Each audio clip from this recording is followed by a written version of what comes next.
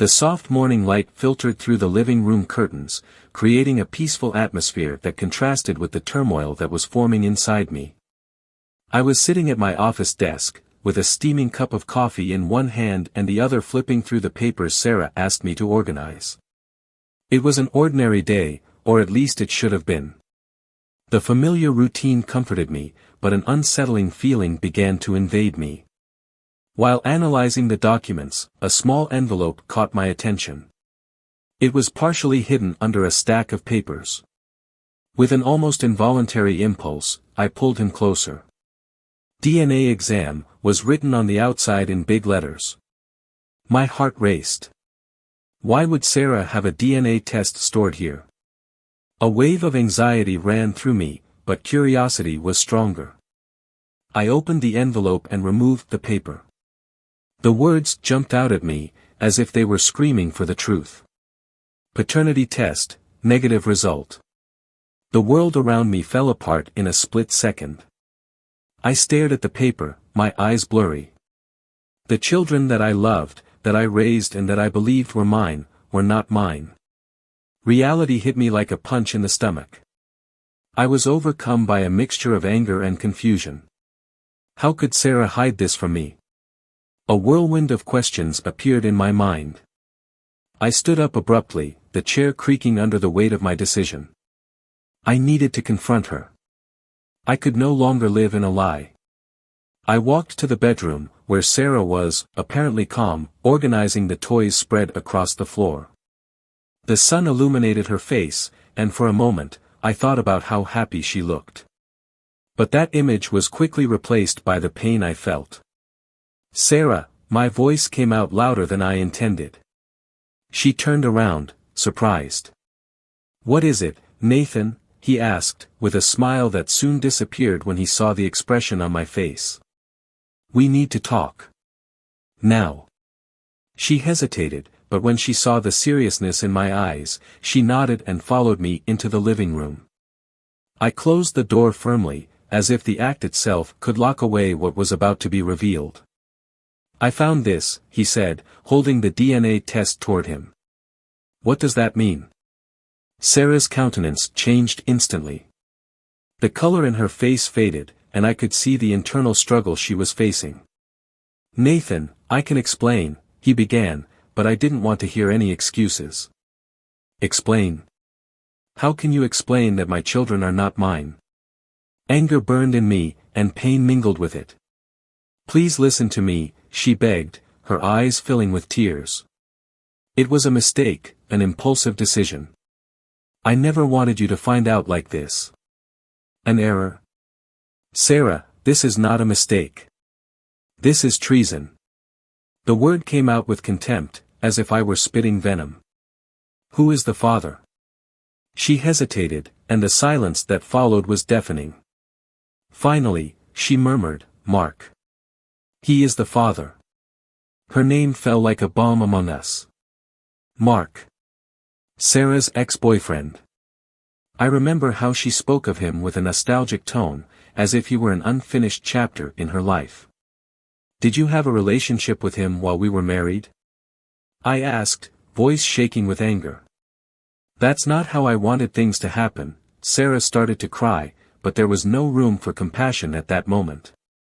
The pain was deep, and I needed answers. I will find out the truth, Sarah. I'm not going to leave it like that. I left her there, surrounded by silence, as each word came out of me like it was emptying an unbearable weight. The trust one had in her, in our relationship, was crumbling into 1,000 pieces. The room was silent, the air thick with anticipation of what was to come.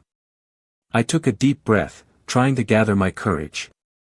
The meeting had been scheduled for days, but with each minute that approached, the weight of the truth seemed to increase. I looked out the window, the cloudy sky reflecting my inner turmoil. It was time to face Sarah, to expose everything I had discovered about her betrayals and lies. When she walked in, with that smile that used to comfort me, my heart sank. It was hard to believe that the woman I loved could have deceived me so profoundly. Nathan, are you okay? She asked, the concern in her voice seemed genuine, but I knew it was all a facade. "We need to talk, Sarah. About DNA tests." The firmness of my voice surprised even myself. Her smile fell instantly, and I could see a flash of fear in her eyes. "You know what I'm talking about." She hesitated, her expression changing from surprise to despair. "Nathan, please don't." "Know what? Don't tell me the truth." I couldn't contain the anger that boiled inside me. "Our children, Sarah. They are not mine." The words hung in the air, like a slowly spreading poison. Sarah sat up, the color draining from her face. I did it out of love, Nathan. I thought you would never need to know." His voice was cracking, and I could see his hands shaking. "For love. You destroyed everything. How can you?" The frustration turned into a scream.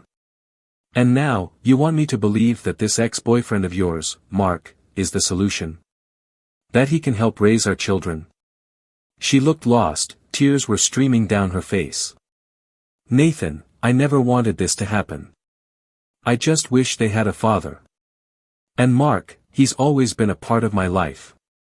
He returned to the city and, which is. Do you want me to accept this? For him to become the father I never was?" I was furious, every word was like a knife. "You cheated on me and you're trying to make me feel guilty about it. That's not how I see it. I just wanted them to have a stable home." Her voice was full of despair. "I didn't want you to find out that way. And what do you think I should do now? Smile and accept?" "I'm going to the police, Sarah. This is fraud. You need to face the consequences." The silence that followed was deafening. I knew I was making a drastic decision, but the pain was unbearable. "You cannot do that. They're children, Nathan. They are not to blame for anything." The desperation in her voice was palpable, and I felt torn, but the truth was that the betrayal had broken something inside me that might never be repaired. "And you think I can just ignore what you did? As if nothing had happened?" My voice was calmer, but the intensity of the situation weighed on every word. "You need to understand that I cannot allow this to continue. They need a safe and true home. Please, do not do that. I am their mother." Sarah's tone was now pleading, and I could see she was on the verge of breaking down. "You can't take me away from them. I'm all they have. And you think I'm nothing? What am I to them then? A stranger?" The pain in my voice hit her hard. Her tears were increasing, and I realized there was something deeper in her expression. "I just wanted to protect the boys. You do not understand." She stood up, her voice shaking. "Mark can help, I just need time. Time. Time to make more lies." "No, Sarah, that's over. I can't live like this anymore." The decision was made, and I knew there was no going back. As she walked away, I realized that my heart had shattered into 1,000 pieces. The fight for the truth was just beginning, and in the midst of the chaos, I needed to find a way to protect my children. The weight of the decision I made was still suffocating me when I entered the courtroom. The feeling that what was about to happen would change my life forever was almost palpable. The room was full, friends, family and, of course, lawyers. All eyes turned to me as I made my way to the plaintiff's bench. Sarah was on the other side, looking small and desolate, like a shadow of her former self. The smell of formality and tension hung in the air, and with every step I took, I felt the ground shifting beneath my feet. "Are you ready for this, Nathan?" The lawyer questioned me in a whisper, but I couldn't answer. The lump in my throat was like a lead weight. I knew I had to fight, but what I really wanted was to protect my children. "It's okay," I thought. "I'll do what's best for them." The judge entered and, with that, a respectful silence took over the room. The hearing began, and the words began to flow, but my mind was far away. I watched the prosecution lawyer lay out the details of the case, talking about Sarah's betrayal, about how she had deceived not just me, but everyone who loved the children. Every word felt like a blow to my heart. I looked at the faces of the people present, trying to find a sign of support, but everyone looked as lost as I felt. "I demand custody of the children," my lawyer proclaimed, and the words echoed in my mind. Custody. It was a term that carried enormous weight. How could I ensure they were safe? Sarah looked at me, and her eyes were filled with a mixture of anger and despair. "Nathan, you don't have to do this," she said, her voice barely above a whisper, but the intensity of the situation didn't let me hear any sign of sincerity. The defense attorney began to present his case, talking about the life we built together, the happiness the children brought. He tried to paint a picture of a loving home, but I knew the truth was much more complicated. I remembered laughter, family moments, but also the betrayal that dismantled everything. When it was my turn to testify, I stood up and walked to the center of the room, feeling the heavy eyes on me. "I love my children," I began, my voice steady but my heart racing. "They are everything to me, and I just want to protect them. The truth is, I never imagined I would be here, fighting their mother." The room was completely silent, and I could feel the tension in the walls. "Did you know they weren't yours?" Sarah interrupted, her voice sharp. "You don't love me anymore, Nathan. You love the idea of being a father, but not what we actually are." Her words stung like stabs. I knew she was trying to provoke me, but I couldn't let her win. "It's not about you, Sarah," I replied, trying to remain calm. "It's about them. And even though you deceived me, I can't let them learn about this truth in such a cruel way." There were tears in my eyes, and I could tell the room was divided. Some seemed supportive, while others were clearly on Sarah's side. The hearing continued, and each testimony seemed to deepen the wound even further. The children were at home, oblivious to all of this, and the idea that they could feel the pain of separation tormented me. I needed to be strong for them, even if it meant facing Sarah and her entire past. After hours of testimony and legal arguments, the judge retired to deliberate. The silence in the room was deafening. I looked at Sarah, and for a brief moment, I saw the woman I had loved. Her fragility, her pain, all of this made me question whether there was any possibility of redemption. But soon anger took over again. I had to be strong, I couldn't give in now. The children needed me. The silence in the house was deafening. The laughter and jokes that used to echo through the halls were now just distant echoes, drowned out by pain and confusion. While taking care of the children, I tried to maintain a routine, but sadness hung in the air like a shadow. I looked at their faces, so innocent, so vulnerable. Mario, my eldest son, seemed quieter than usual, and Clara, my youngest, was often lost in thought, her eyes reflecting a sea of emotions that I couldn't understand. I sat on the living room floor, surrounded by scattered toys, and pulled Mario closer to me. "Mario, are you okay?" I asked, stroking his hair. He looked at me with those big, sad eyes, and my throat tightened. "Daddy, why doesn't Mommy come home?" The question was like a knife, cutting deep. I wanted so badly to have an answer that could comfort him, but the truth was that I was lost myself. She's going through a difficult time, son. But we're together, right? Let's take care of each other. I tried to smile, but I couldn't hide the sadness that consumed me. The answer brought him no comfort, and the silence that followed was heavy. It was then that I decided that I needed to see Sarah, I needed to understand what had happened between us. With my heart racing in a mixture of anger and love, I headed towards the prison. The visit was a painful step, and each kilometer I covered took me to a labyrinth of memories and emotions. Upon arrival, I was taken to a cold room, with bare walls and a metal table. I was nervous, stomach churning, when I saw Sarah enter. The orange uniform didn't suit him well, she seemed like a shadow of the woman I loved. Her eyes, once vibrant and full of life, were now dull, as if the light had been taken from her. "Nathan," she started, but I interrupted her. You betrayed me, Sarah. How could you do this to both of us? With the children? Anger boiled inside me, and at the same time, there was a deep pain that I couldn't ignore. I know, but I didn't want that to happen. I loved you, Nathan. I still do, she said, her voice breaking. It happened, and I didn't know how to deal with it. How could you hide this from me? I thought we were family, I said, my voice shaking with emotion. How could you put all of this at risk?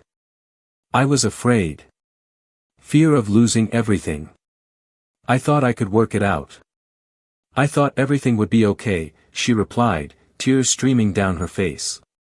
And now? What do you expect? May I forgive and everything go back to the way it was before? I asked, trying to maintain my composure, but the truth was I was so confused. Part of me wanted to hug her, comfort her, but another part was angry. No, Nathan. I just wanted you to know that I never wanted things to come to this. I just want our kids to be okay, she said, looking into my eyes. And you think this is what they need? A mother in prison? The desperation in my voice was palpable. Mark is back, Sarah. He wants to get closer to the children. What do you expect me to do with this? Mark, he just wants to help. He might be a good influence, and I know this might sound weird, but you're still their father. I don't want you to lose them. His voice was filled with an urgency that I couldn't ignore. Those words hit me like a wave. I was their father, and even with everything that happened, I wanted to protect them. But how? The tumultuous feelings inside me struggled between love and betrayal. The conversation that should have been about our children turned into an emotional battlefield. I need to go, I said, rising from the chair.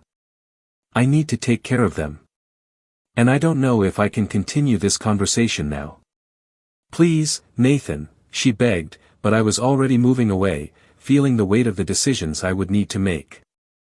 Every step I took towards the exit was a reminder that the life I knew had disintegrated, and the only certainty that remained was the love I felt for the children.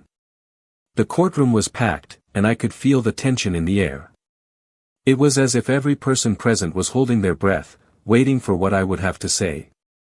Sarah was there, looking lost, a shadow of the woman I knew. The pain and betrayal still burned inside me, but at that moment, what worried me were the children. They were innocent in this whirlwind of emotions and wrong decisions. The judge, a middle-aged woman with a steady gaze, called me to the stand. I stood up, swallowing hard, and walked to the witness stand. Sarah's eyes were fixed on me, filled with a mix of despair and hope.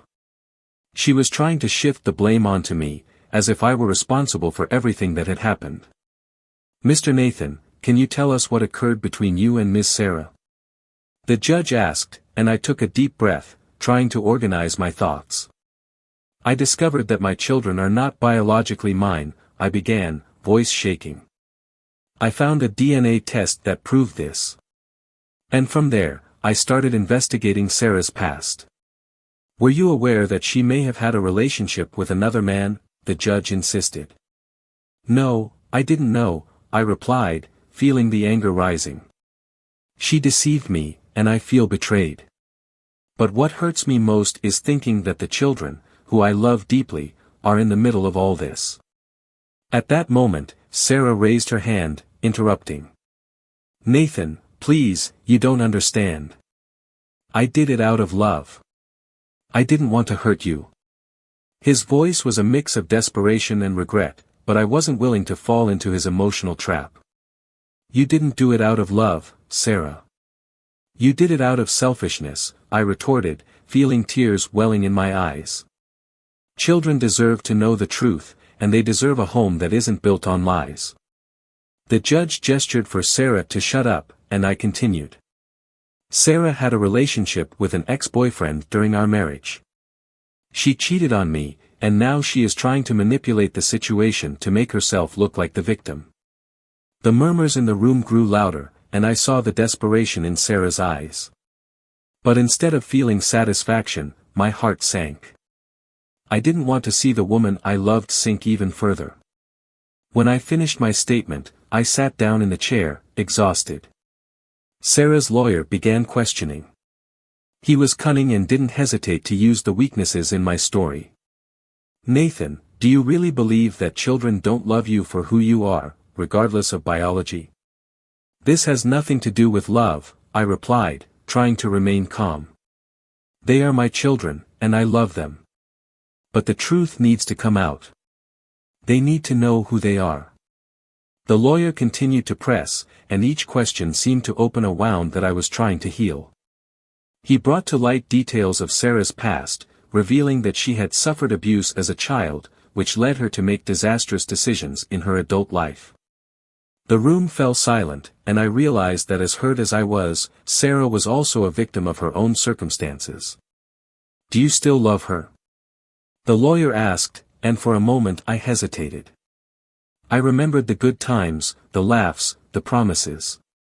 I don't know, I mumbled, voice cracking.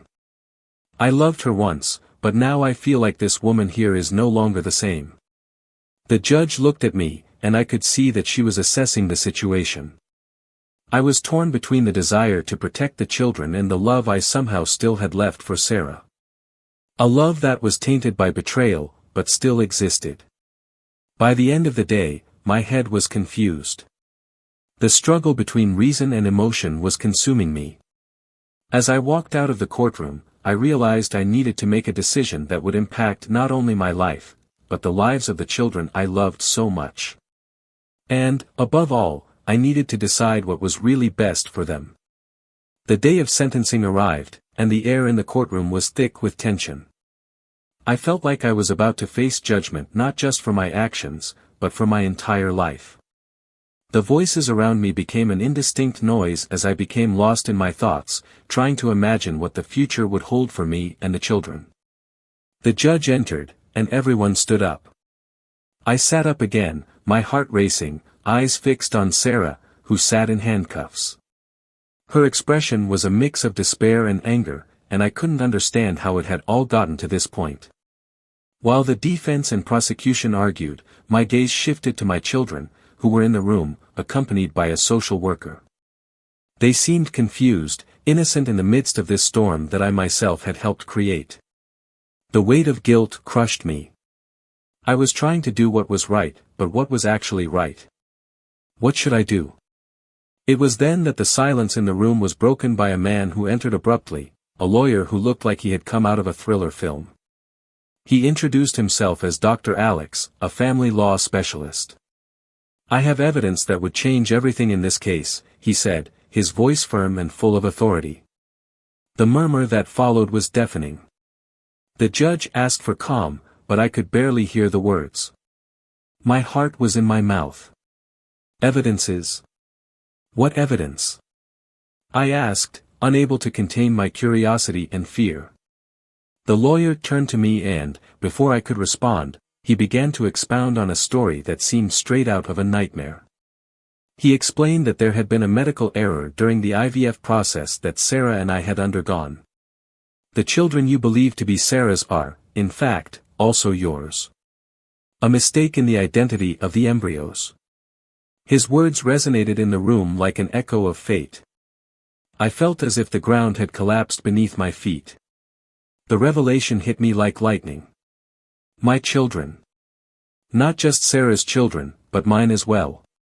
How could I have believed they weren't part of me?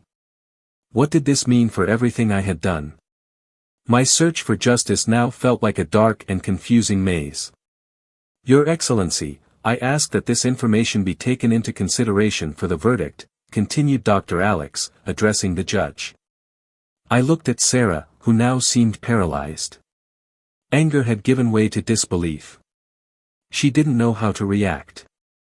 Nathan, this can't be true, she murmured, her voice shaky and full of despair.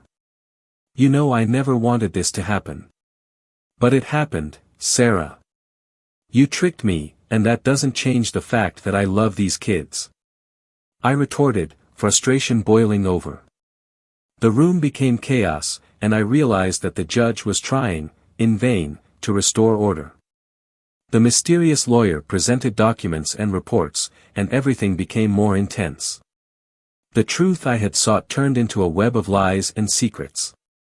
And as reality unfolded, I realized that Sarah, when arrested, had made a deal with Mark, her ex-boyfriend.